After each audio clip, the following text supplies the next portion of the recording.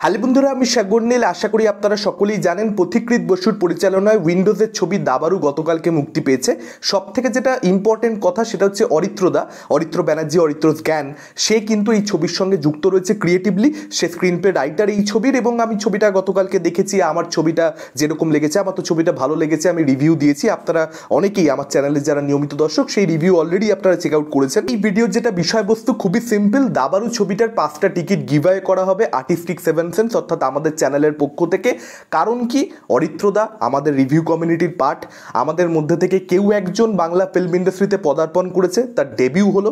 এটা আমাদের প্রত্যেককে কোথাও না কোথাও, শুধুমাত্র আমি এখানে আমার হয়ে কথা বলছি না বা আমার চ্যানেলের হয়ে কথা বলছি না, বাকি আমরা যারা যারা রিভিউ কমিউনিটিতে রয়েছি প্রত্যেকেরই কোথাও একটা ভালো লাগার জায়গা। আমি নিশ্চিত যে প্রত্যেকের কোথাও না কোথাও ভালো লেগেছে, যে আমার মধ্যে থেকে কেউ একজন অন্তত পক্ষে এটা করে দেখাতে পেরেছে আফটার অল। এবং আমি খুবই আশাবাদী যে এর পরবর্তীতেও আমাদের মধ্যে থেকে কেউ না কেউ, হয়তো নেক্সট রূপম দা, কেউ না কেউ, হয়তো রূপম দাই হয়তো খুব শিগগিরই সেও হয়তো ডেবিউ করবে। 1 বছর 2 বছর খুব কম সময়ের মধ্যেই সে হয়তো ডেবিউ করবে, এবং সেক্ষেত্রে তার বেলাও কিন্তু আমি একই রকম খুশি হবে, এবং তার বেলাও এরকম একটা ভিডিও আপনারা আশা করতেই পারেন। এখন অরিত্রদা ডেবিউ করেছে, ছবিটা আমার ভালো লেগেছে, তো ডেফিনেটলি টিকিট গিভঅ্যাওয়ে তো বানতা হয়। এখন 5টা টিকিট দেবো। কোন সিনেমা হলের দেবো? নন্দনের দেবো। বাংলা সিনেমার পীঠস্থান বলা যেতে পারে নন্দনকে।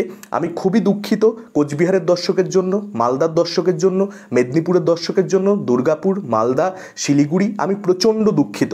কিন্তু আমার কিছু করার নেই, যে কোনো একটা সিনেমা হল বেছে নিতে হবে। টিকিট গিভঅ্যাওয়ে করা এর আগে আমি 3বার করেছি, ভীষণ ঝামেলার কাজ, ভীষণ ঝামেলার কাজ। টিকিট গিভঅ্যাওয়ে করার ইচ্ছা থাকে শুধুমাত্র দাবারুর বেলা নয়, অন্য অনেক বাংলা ছবির বেলা স্পেশালি, কারণ হিন্দি সিনেমার ব্যবসার জন্য ভাবতে হয় না, সাউথ ইন্ডিয়ান ছবির ব্যবসার জন্য ভাবতে হয় না। বাংলা ছবির যদি একটু বেনিফিট করা যায় সেটা একটা মনের মধ্যে সবসময় থাকে। কিন্তু টিকিট গিভঅ্যাওয়ে বিশ্বাস করুন প্রচণ্ড ঝামেলার, কারণ অডিয়েন্সের নানান রকমের, আপনাদের নানান রকমের দাবি থাকে। একটা টিকিট একজন জিতবে, সে জিজ্ঞাসা করবে গার্লফ্রেন্ডকে নিয়ে যাওয়া যাবে, বা গার্লফ্রেন্ড জিতেছে বয়ফ্রেন্ডকে নিয়ে যাওয়া যাবে। এখন ভাই একটা টিকিট তো একজনকে, মানে আমি কি করে, আরেকজন তো অন্য টিকিটটা জিতেছে, তাকে বলবো যে না তুমি জিতেছো বাই বাই, আরেকজন গার্লফ্রেন্ড নিয়ে যেতে চাইছে, তো তাকে টিকিটটা আমার দিতে হবে? এটা হতে পারে? এছাড়া যাবো বলে শো শুরুর 15 মিনিট আগে জানানো হয় যে না দাদা যেতে পারবো না, তখন টিকিটটা নষ্ট হয়। এ ধরনের বিভিন্ন প্রবলেম রয়েছে। তো এখন যেগুলো বলবো একটু ঠান্ডা মাথায় ভালো করে মনোযোগ দিয়ে শুনবেন, আদারওয়াইজ কিন্তু খুব প্রবলেম হয় পুরো বিষয়টাকে আমাদের হ্যান্ডেল করতে। ভালোভাবে হ্যান্ডেল করতে পারছি যখনই দেখবো, তখন টিকিট গিভঅ্যাওয়ের পরিমাণও কোথাও একটা কিন্তু বাড়তে থাকবে। তো যা বলছিলাম, নন্দনে রবিবার দিন, একদম টাইম বলে দিলাম, কোন দিন বলে দিলাম, কোথায় সিনেমা হল বলে দিলাম। যাদের পক্ষে যাওয়া সম্ভব তারাই প্লিজ কন্টেস্টে জয়েন করুন। আমি এক্ষুনি বলবো যে কি করতে হবে না হবে আপনাদেরকে, কিভাবে আমরা নির্বাচন করে নেব 5 জনকে। আপনারা কন্টেস্টে তখনই যোগদান করুন যদি আপনাদের পক্ষে এই সময় নন্দনে যাওয়া সম্ভব হয়, ছবিটা দেখা আপনাদের পক্ষে সম্ভব হয়। আদারওয়াইজ অন্য কারোর জায়গা প্লিজ খাবেন না। টিকিটটা জিতলেন কিন্তু গেলেন না, খুব কি লাভ হবে সেটা? এখন কন্টেস্টটা কি? কন্টেস্টটা খুব সিম্পল। 2022, 2023, 2024 যে সময়টা আমরা অলরেডি পার করে ফেলেছি, সেই সময় কোন বাংলা ছবি আপনারা হলে দেখতে গেছেন? হতে পারে 10, 12টা, 15টা বাংলা ছবি দেখতে গেছেন। খুব ভালো হয় শেষ যে বাংলা ছবিটা দেখতে গেছেন সেই ছবিটার রিভিউ আপনারা লিখলেন।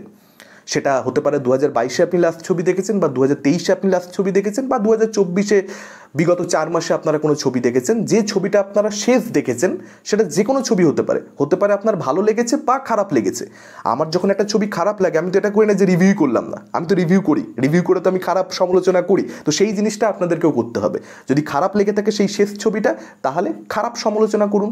যদি আপনার খুব ভালো লেগে থাকে কোনো একটা ছবি যেটা লাস্ট দেখতে গেছিলেন, তাহলে ভালো লিখুন, বা মোটামুটি যদি লেগে থাকে ছবিটা, তাহলে ভালো বলুন, খারাপ বলুন, মিশিয়ে একটা রিভিউ দিন, যেরকমটা আমরা করি। একদম সিম্পল।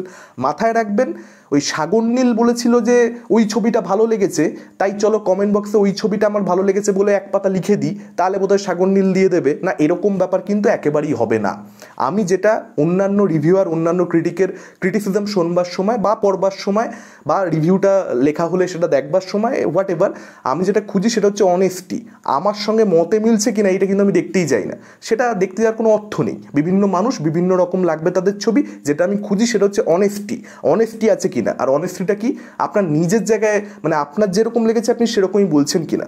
সাগর নীল বলেছে, বা অরিত্রদা বলেছে, বা রূপমদা বলেছে, বা আরও যারা রয়েছে তারা বলেছে বলে আমারও ভালো লেগে যাচ্ছে, কিন্তু জানি না কেন ভালো লেগে যাচ্ছে, এই জিনিসটা সঠিক নয়। আমি কিন্তু অনেস্টি খুঁজবো কমেন্ট বক্সের মধ্যে। ধরুন শেষ দেখা ছবি আপনার টনিক কিংবা মানুষ, ছবিগুলো আমার ভালো লাগেনি, দেবজিতের ছবি, কিন্তু আপনার ওগুলোই ভালো লেগেছে। আপনি সেটাই লিখুন যে এই ছবিটা আমি দেখেছি, আমার ভালো লেগেছে। কেন ভালো লেগেছে লিখলেন, গল্প শেষ। তার মানে এই নয় যে আপনি জিততে পারবেন না কারণ আমার ছবিগুলো ভালো লাগেনি, না একেবারেই সেরকম কিন্তু নয়। আপনার কিন্তু টনিক ভালো লেগে থাকলে কেন ভালো লেগেছে যদি সঠিকভাবে এক্সপ্লেন করতে পারেন, আমি কিন্তু সেটার জন্যই আপনাকে টিকিটটা দিতে পারি। আর একই রকমভাবে রক্তবীজ কিংবা বাদামি হায়না কিংবা কাবুলিওয়ালা এই ছবিগুলো আমার ভালো লেগেছে বলে আপনাদেরও ভালো লাগতে হবে তার কোনো মাথা দিব্যি নেই। যদি আপনাদের ওগুলো শেষ দেখা ছবি হয়ে থাকে, আপনার খারাপ যদি লেগে থাকে, আপনি বলুন যে খারাপ লেগেছে। আমার প্রধান ভালো লেগেছে। আপনার যদি মনে হয় প্রধান খারাপ লেগেছে, আপনি বলুন খারাপ লেগেছে, কিন্তু কেন লেগেছে যুক্তির সঙ্গে একদম যেটা নিজে ফিল করেছেন সেটা পরিষ্কার করে লিখুন। কিভাবে রিভিউয়ার রিভিউ দেয় আমিও একটু সেইভাবে লিখি না, নিজের মনের কথাটা পরিষ্কার করে যদি তুলে ধরতে পারেন তাহলে জেনে রাখবেন সবচেয়ে বেশি চান্স থাকবে আপনার টিকিট পাওয়া। এবার হচ্ছে ভিডিওর সবচেয়ে ইম্পর্টেন্ট জায়গা। এত কিছু আপনি করলেন, কিন্তু এত কিছু করবার পরেও আপনি টিকিট নাই পেতে পারেন যদি এখন যেটা বলবো সেটা সঠিকভাবে না করেন। আপনার ফেসবুক প্রোফাইলের লিঙ্ক দিন, আপনার ইমেল আইডি দিন। এই দুটো জিনিস কমেন্ট বক্সে, মানে যে কমেন্টটা আপনি করবেন, রিভিউটা লিখবেন, তার নিচে মাস্ট আপনার নামটা দেবেন, ভালো নাম। কারণ আপনারা যেখান থেকে কমেন্ট করেন সেই মেল আইডিটা হোয়াট এভার, মানে সেটা সঠিক ডার্ক নাইট, ঠিক আছে, ব্লাডি অ্যাস, এই সমস্ত মানে যাই হোক এই ধরনের বিভিন্ন নাম টাম থাকে। তো আপনারা মেল আইডিটা দিন, আপনারা ফেসবুক প্রোফাইলের লিঙ্কটা দিন। আমরা কালকে সন্ধে 6টার সময় আমরা এখন থেকে দেখতে থাকবো, কমেন্ট পড়তে থাকবো, কোনটা আমাদের ভালো লাগছে না লাগছে। 5 জনকে আমরা বেছে নেব। সন্ধে 6টার সময় ঠিক আজকে আমরা একটা কমিউনিটি ট্যাব দেবো, অর্থাৎ শনিবার সন্ধে 6টা একটা কমিউনিটি ট্যাব দেবো যেখানে আমরা 5 জন উইনারের নাম বলে দেবো।